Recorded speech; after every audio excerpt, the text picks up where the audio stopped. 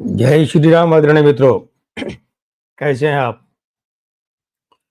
मैं लक्ष्मीपुत्र डॉक्टर कुमार गणेश, जयपुर बीकानेर से प्रणाम।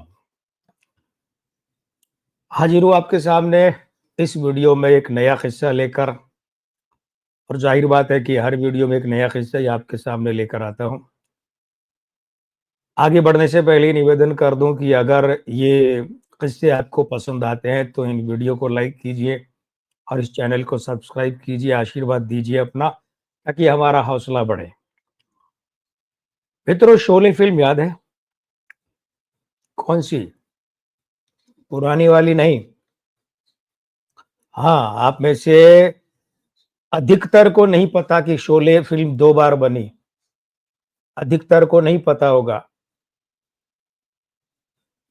तो जिन्हें नहीं पता है उन्हें मैं बताते चलूँ कि एक शोले फिल्म पहले 50 के दशक में भी बनी थी।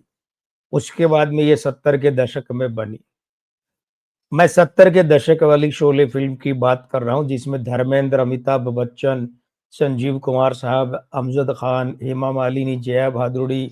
मल्टी स्टारर फिल्म थी, मल्टी कास्ट फिल्म थी। बड़े-बड़े इतने सितारे फ़िल्म, मैं इसी फ़िल्म की बात कर रहा हूँ, याद है ना ये शोले?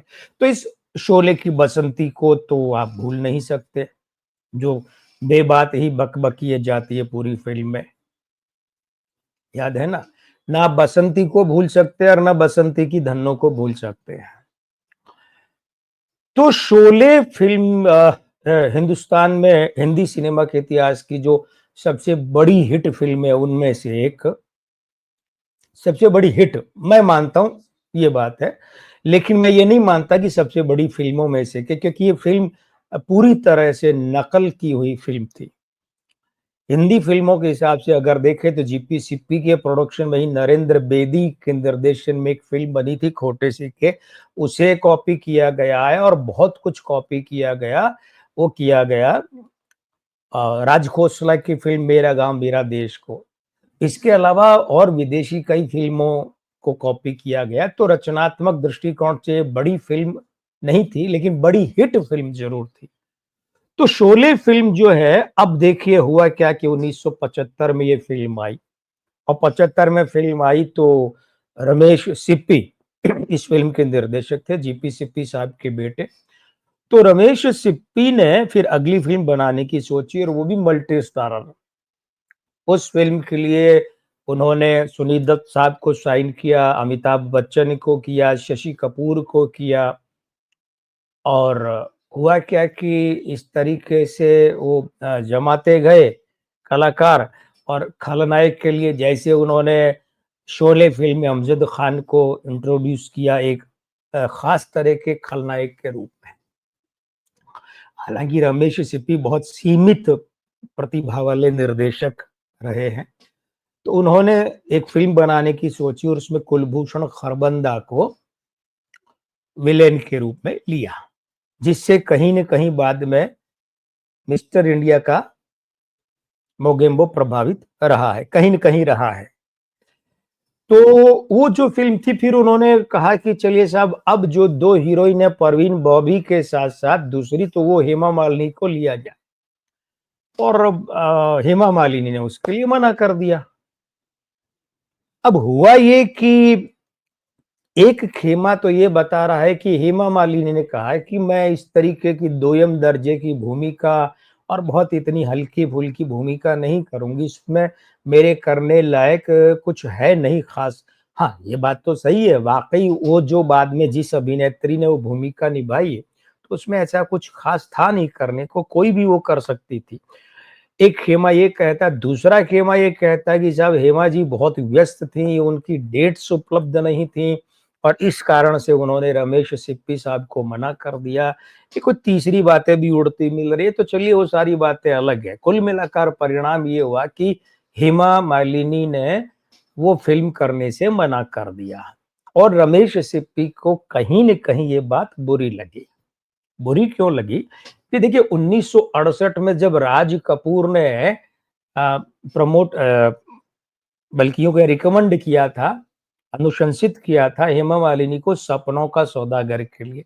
तो वो वीडियो हम आपको आपके सामने रख चुके हैं, वो किस्सा आपको बता चुके हैं।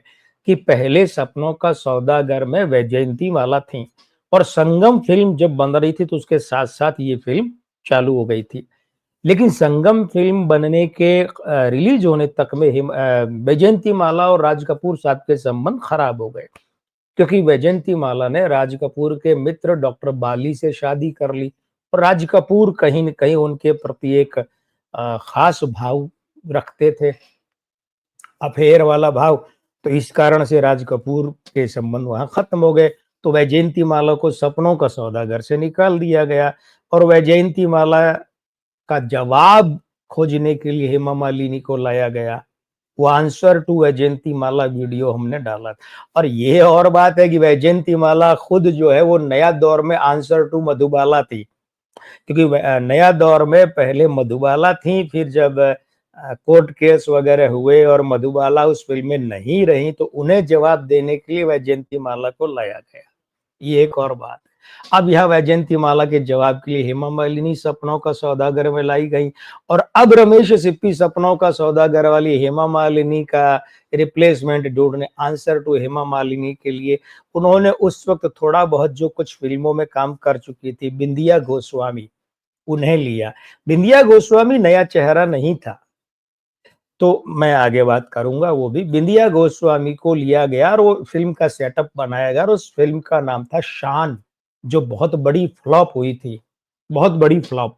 और इतनी बड़ी फ्लॉप हुई थी, कहा यह जाता है कि जीपी सिप्पी साहब ने शोले से जो कमाया था वो सब शान से गवा दिया। शान फिल्म से गवा दिया और शान से गवा दिया, दोनों ही समझ लीजिए। मुहावरे में सीधे शब्द में फिल्म के नाम से किसी तरह समझ लीजिए। अब हुआ क्या, इस फिल्म में भारी भरकम सेट लगाए गए, पानी के अंदर सेट लगाए गए, बहुत खुश था। लेकिन बिंदिया गोस्वामी, अच्छा अब आप जो है ना ये वीडियो देखने के बाद शान फिल्म देखिए। शान फिल्म में कई जगहों पर जो शॉट टेकिंग है, जो शॉट लिए गए हैं बिंदिया गोस्वामी के, वो बाकायदा ऐसे लिए गए हैं कि जैसे हेमा मालिनी है, हेमा जी के ले रहे हैं। वो जो डायलॉग दिए गए हैं बिंदिया गोस्वामी को हेमा मालिनी के दिए गए, ऐसे लगता है डायलॉग डिलीवरी से साफ ये डायलॉग तो हेमा जी के लिए लिखे गए। जैसे भूल भुलैया 3 जब आपने देखी होगी और देख रहे होंगे तो उसमें कार्तिक आर्यन के ऐसे कई डायलॉग है जो सुनकर लगता है, बल्कि अधिकतर डायलॉग ऐसे जो सुनकर लगता है ये अक्षय कुमार के लिए लिखे गए थे। उसी तरीके से शान फिल्म में बहुत बार ऐसा आपको लगेगा, अरे ये तो हेमा जी के लिए लिखा गया डायलॉग था। और बिंदिया गोस्वामी जो हैं वो पता नहीं किस एंगल से लगने वालों को हेमा जी की तरह लगी। न तो उनकी शक्ल सूरत वैसी थी, न चेहरा मोहरा, न खूबसूरती तो खैर दूर दूर तक नहीं थी, और अभिनय का तो कोई प्रश्न ही नहीं था। आवाज भी वो ऐसी नहीं थी कि इतना बड़ा रोल दिया जाता। तो कुल मिलाकर बिंदिया गोस्वामी जो है वो फ्लॉप रही। फिल्म तो सुपर फ्लॉप थी शान, लेकिन बिंदिया गोस्वामी जो है आंसर टू हेमा मालिनी, तो ये आंसर गलत सिद्ध हुआ। अब बिंदिया गोस्वामी 6 जनवरी 1962 को जन्मी और उनका जो संबंध है जन्म से वो राजस्थान से, राजस्थान का भरतपुर जिला, इसकी एक जगह है कामा, तो कामा में उनका जन्म हुआ। ठीक है। और ये जो फिल्म थी शान, ये 1980 में रिलीज हुई। 79 78 79 में बन रही थी, 78 के अंत में, 80 और 79 80 में। तो 62 में जन्मी बिंदिया गोस्वामी ने जब ये फिल्म साइन की तब वे 16-17 साल की थी। ठीक है। और फ्लॉप रही। अब हुआ क्या कि 1978 में इनकी राकेश रोशन के साथ फिल्म आई थी खट्टा मीठा, वो याद है? थोड़ा है थोड़े की जरूरत है ना? ये गाना और एक वो गाना कि हम उन दिनों अमीर थे जब तुम करीब थे, तुमसे मिला था प्यार कुछ अच्छे नसीब थे, ये वाला।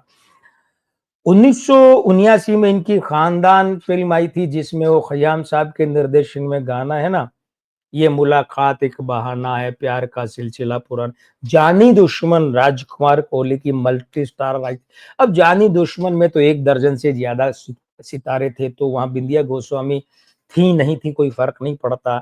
1979 में अमोल पालेकर के साथ ऋषिकेश मुखर्जी की गोलमाल आई, जहां लगा इन्होंने कुछ एक्टिंग की। दादा फिल्म आई। दादा कौन सी? वो फिल्म जिसमें गाना याद है येसुदास जी का गाया, दिल के टुकड़े टुकड़े करके मुस्कुरा के चल दिए वाला।